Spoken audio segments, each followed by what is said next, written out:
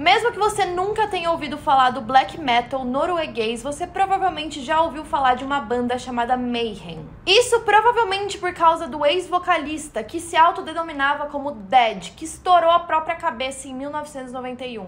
E do vocalista Euronymous, que descobriu o cadáver do amigo e usou pedaços do próprio crânio dele como colar. Bem-vindos a mais um vídeo no canal. Se você gosta de conteúdo assustador, bizarro e misterioso, você está no lugar certo. Toda semana tem pelo menos 2 vídeos longos, todo dia tem vídeo curto, então tem muito conteúdo pra vocês. Não se esqueçam de se inscrever no canal, deixar seu like, que me ajuda muito com o engajamento do vídeo. Comentem aqui temas que vocês querem ver no canal, me sigam lá no Instagram e, como sempre, as fontes e os créditos do vídeo estão aqui na descrição. O caso de hoje é um caso muito sombrio, que me deixa muito assustada, e eu acho que é um dos primeiros casos criminais que eu tive contato quando eu era mais nova. Então eu já deixo um alerta de gatilho, porque o conteúdo desse vídeo vai ser pesado, tem a ver com satanismo, com automutilação, com violência e, enfim, tudo que vocês já estão até que um pouco acostumados aqui no canal. Então, sem mais enrolação, bora pra história.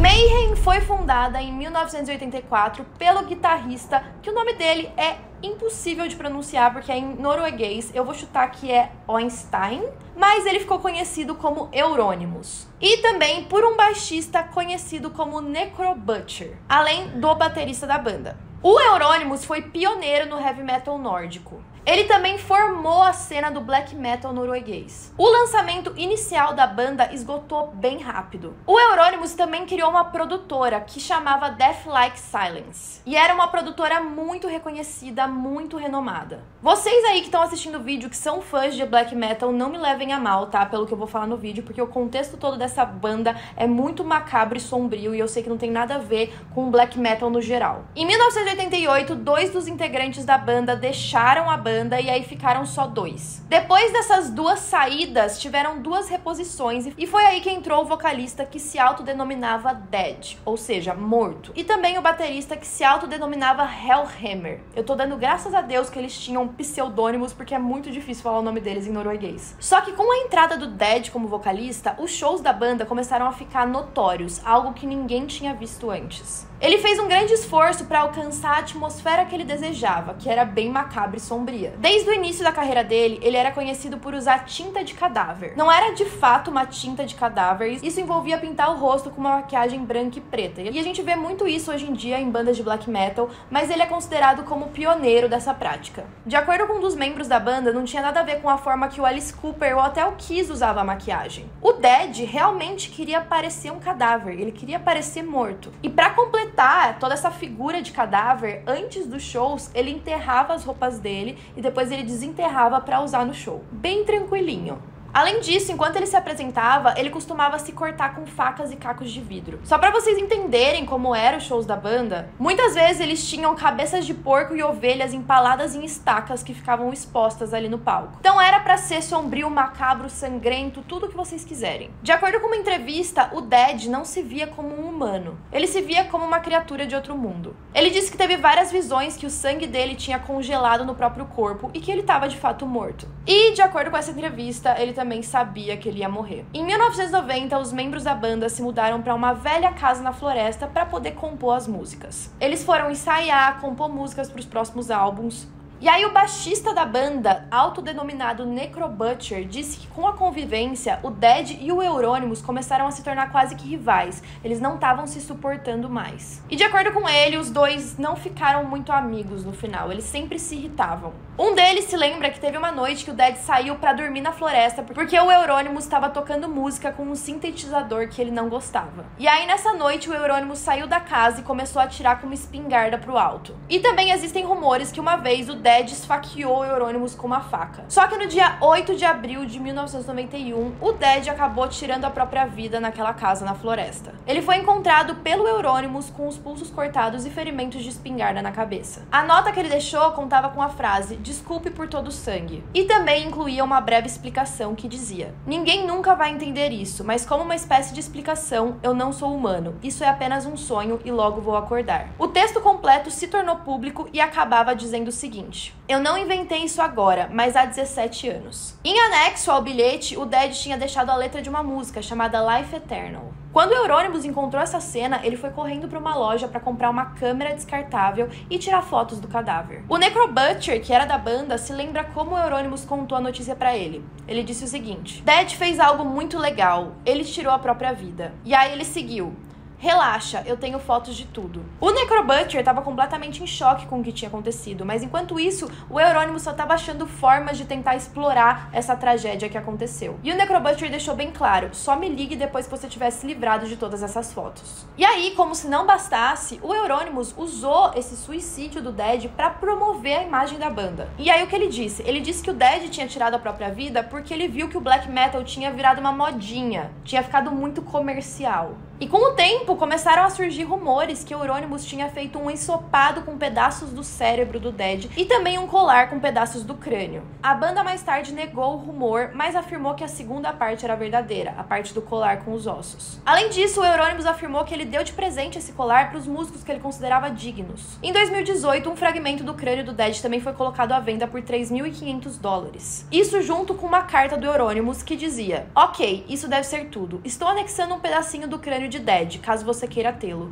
Ouviremos você em breve. Lembrando que o Euronymous tinha uma gravadora, então ele provavelmente mandou para algum músico que ia se apresentar depois para a produtora dele. O Necrobutcher começou a especular que talvez toda essa cena que o Euronymous estava fazendo de expor as fotos do amigo morto era a forma dele tentar lidar com o que tinha acontecido. E ele também notou que as pessoas começaram a ficar mais cientes da cena do black metal depois dessa tragédia. E foi aí que o black metal também começou com toda aquela obsessão de satanismo e a parte obscura e sombria. E depois da morte do Dead, o Euronymous passou a ser tão extremo quanto ele falava. Ele sempre falava sobre satanismo, mas aí ele começou a agir como tal. E as ações dele começaram a causar uma certa repulsa entre os amigos dele, que não aprovavam as atitudes que ele estava tomando. Em 2019, recentemente, o Necrobutcher deu uma entrevista dizendo que ele reprovava totalmente as atitudes do Euronymous e que, inclusive, ele tinha pensado em matar o Euronymous. E até hoje, continua sendo uma tendência pelos fãs em produzir obras usando sangue. Um exemplo é o próprio baterista da banda, que escreveu uma letra de música usando o próprio sangue dele. Também teve um artista que fez uma pintura do Dead usando o próprio sangue. Essas atitudes do Euronymous afetaram tanto o Necrobutcher que ele acabou deixando o Mayhem. Teve um outro integrante que entrou pra banda e saiu logo depois porque ele tinha recebido ameaças de morte do Euronymous.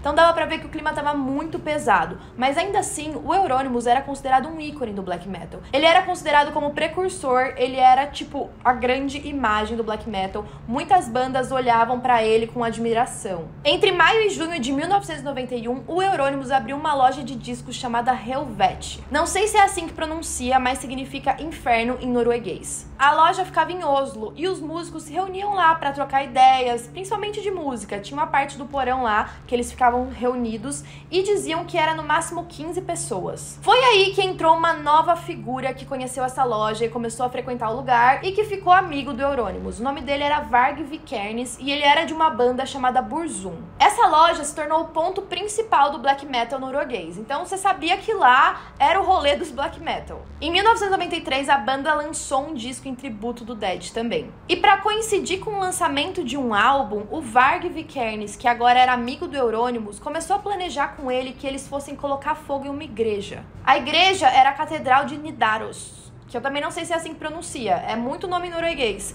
Mas essa igreja era a capa do álbum, então eles queriam fazer aquilo como se fosse simbólico. Lembrando que eles estavam bem ligados com o satanismo. Só que essa relação entre o Varg e o Euronymous logo foi de uma amizade para uma rivalidade. De acordo com um outro membro de uma outra banda que estava sempre em contato com eles, o nome dele era Faust, ele disse o seguinte: soa meio bobo, mas eu acho que houve um pouco de uma competição entre eles para ver quem poderia ser mais mal. Criou-se uma situação bem complicada, especialmente para Euronymous, que visava o glamour e o showbiz. Com ele havia muito mais fumaça do que fogo. Então os dois tinham uma relação de quem que era mais importante dentro do black metal. O Euronymous já era muito conhecido, mas o Varg também estava em ascensão e ele queria esse poder para ele. Era como se fosse uma guerra entre leões, para ver quem ia ganhar e quem ia ser o principal e o mais querido entre as pessoas. Na verdade, querido no sentido de ter mais poder. A banda do Varg Vikernes entrou para dentro da produtora do Euronymous, então o Burzum agora estava meio que sendo gerido por essa produtora. No dia 6 de junho de 1992, a igreja de madeira chamada Fantoft foi destruída por um incêndio. O Vikernes era um forte suspeito de ter sido responsável pelo ocorrido. E depois disso teve uma onda de incêndios em igrejas por toda a Noruega. Esses incêndios eram perpetrados tanto por músicos de black metal quanto por fãs que iam seguindo o exemplo deles. E o Euronymous, junto com o Varg, era responsável por vários deles. Eles estavam presentes em vários dos incêndios. Em uma entrevista em 1993 a uma rádio sueca, o Euronymous falou sobre esses incêndios. Ele disse o seguinte: eles precisam sentir que há um poder maligno e obscuro presente, que eles têm que lutar, o qual irá torná-los mais extremos. Também acreditamos que quando uma igreja é queimada, não apenas os cristãos sofrem, mas as pessoas no geral. Imagine uma linda igreja histórica. O que acontece quando ela queima?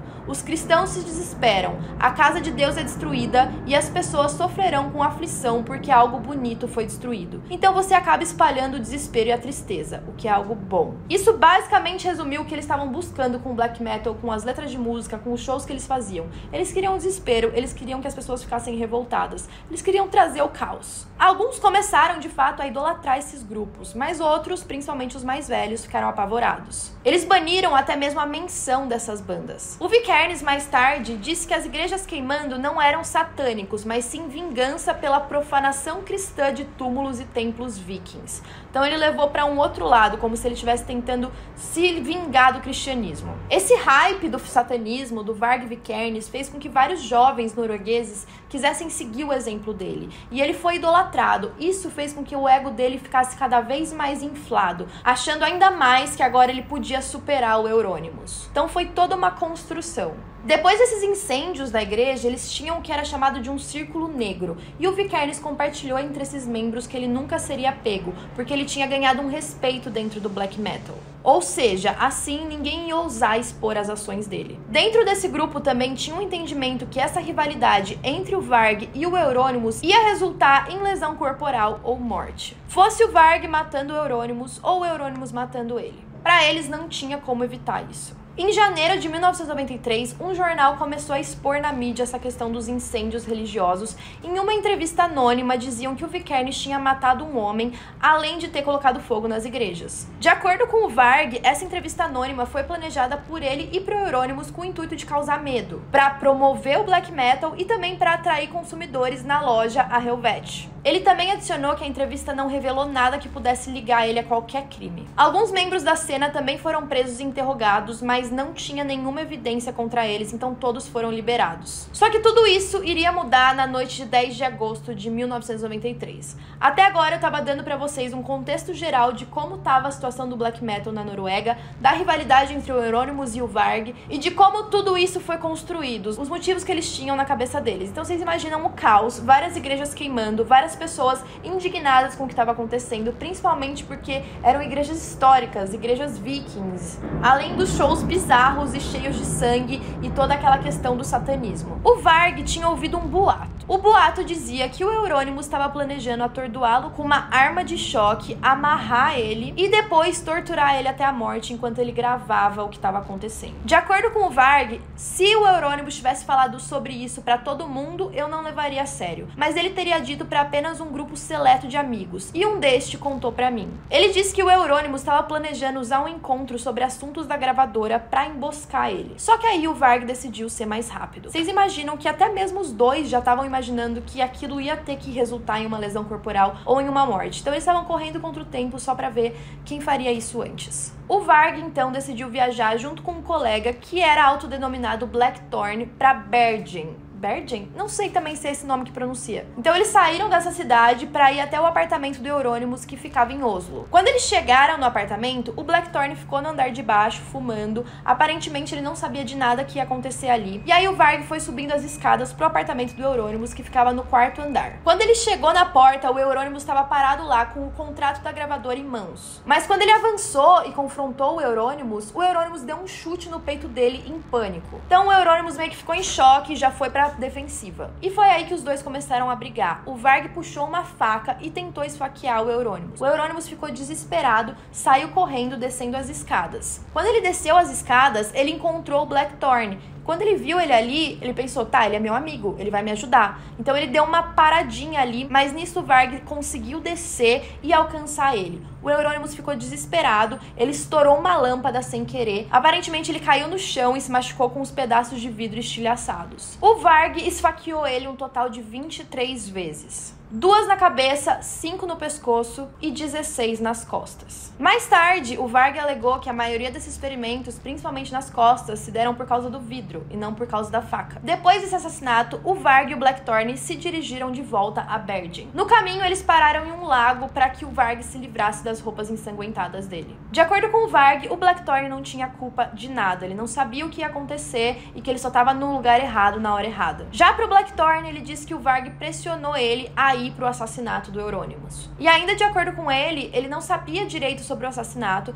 mas que o crime tinha sido sim premeditado e que inclusive a polícia descobriu logo, porque eles tinham colocado aparentemente uma escuta no celular do Varg. O Necrobutcher, não sei se vocês lembram dele, mas ele deu uma entrevista em 2019 revelando alguns detalhes que ele não tinha revelado até então. Ele disse o seguinte: ok, eu posso dizer agora porque eu tenho guardado isso por muitos anos, mas na verdade eu estava a caminho para matá-lo. E quando isso aconteceu, eu vi o Jornal da Manhã pensando, porra, eu tenho que ir pra casa e pegar todas as armas e drogas e tudo que eu tivesse na minha casa, porque eles estão vindo pra minha casa, já que eu provavelmente vou ser o suspeito número 1. Mas mal sabia eu que a polícia norueguesa já sabia que o Varg estava indo também para matá-lo, porque eles grampearam o telefone dele, e ele realmente falou sobre esse assassinato antes de ir pra Bergen. Então os policiais já sabiam que ele estava chegando. Eles provavelmente estavam pensando consigo mesmos, nós não pegamos esse cara pelas chamas da igreja, então vamos prendê-lo por assassinato e nos livrar desse cara em Oslo ao mesmo tempo. Pra polícia fazia muito sentido, os dois estavam causando muitos problemas, tanto o Euronymous quanto o Varg. O Varg acabou sendo preso no dia 19 de agosto de 1993 em Bergen. Muitos outros membros da cena também foram levados a interrogatório. O julgamento começou no dia 2 de maio de 1994. No julgamento foi declarado que o Varg, o Blackthorne e um outro amigo tinham planejado o assassinato. A terceira pessoa tinha permanecido no apartamento em Bergen como um álibi para os dois. Isso para fazer parecer que eles nunca tinham saído de Bergen. Então ele ficou responsável por alugar filmes, reproduzir no apartamento do Varg e também usar o cartão de crédito dele na cidade para parecer que ele só estava lá. No dia 16 de maio de 1994, o Varg foi sentenciado a 21 anos de prisão. Essa é a pena máxima na Noruega. Ele foi acusado por ter matado o Euronymous, por incendiar 3 igrejas, por ter tentado incendiar uma 4ª igreja e por comprar e armazenar cerca de 150 quilos de explosivos. O que ele planejava fazer com isso,